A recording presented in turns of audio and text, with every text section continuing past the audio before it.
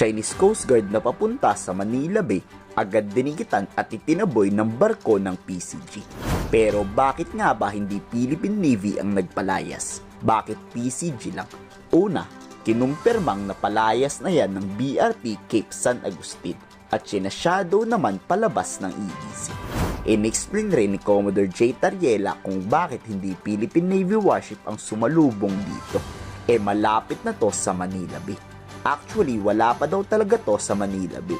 At kung bakit nakapasok ang China ng ganito kalapit dahil nagpatay daw ang Chinese ship ng Automatic Identification System o AIS, kaya hindi to napansin kaagad-agad.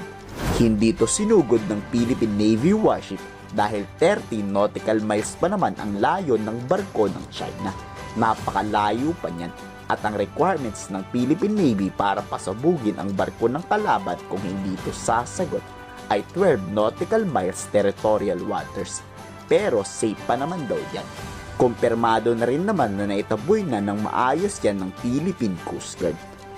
So, hindi naman siya nakapasok sa loob ng Manila Bay, and the closest distance na napuntahan ng China Coast Guard is 13 nautical miles from Zambales.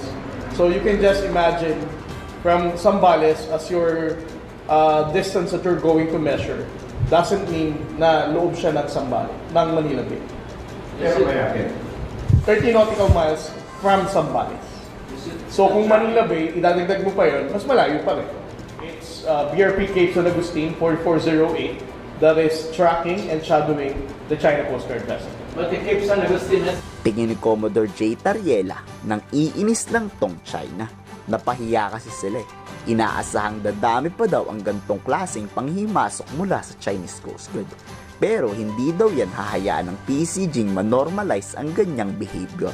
Handa daw silang i-intercept o itaboy agad-agad ang mga pumapasok sa ating exclusive economic zone.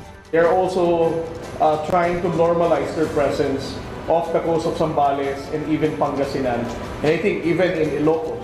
So that is the reason why we are constantly deploying Coast Guard vessels to make sure that the China Coast Guard will never normalize such deployment in other coastal provinces off the coast of different, Region 1 or any other provinces. Update naman tayo sa banggaan. Nakauwi na daw yung 2 barko ng Chinang nawasak. Tinow daw yan o hinila pa uwi. Patay ang mga kapitan ng barkong yan. Mainit-init na sermon ang matatanggap nila kay President Xi. Vessels are not proceeding to those reclaimed islands ng China na usually ginagamit nila for a logistical run. These 2 vessels are directly proceeding to mainland China. Probably it needs repair or it has some administrative concerns. Kayo sa tingin nyo, masiinit ba ang tensyon dahil sa nangyaring banggaan?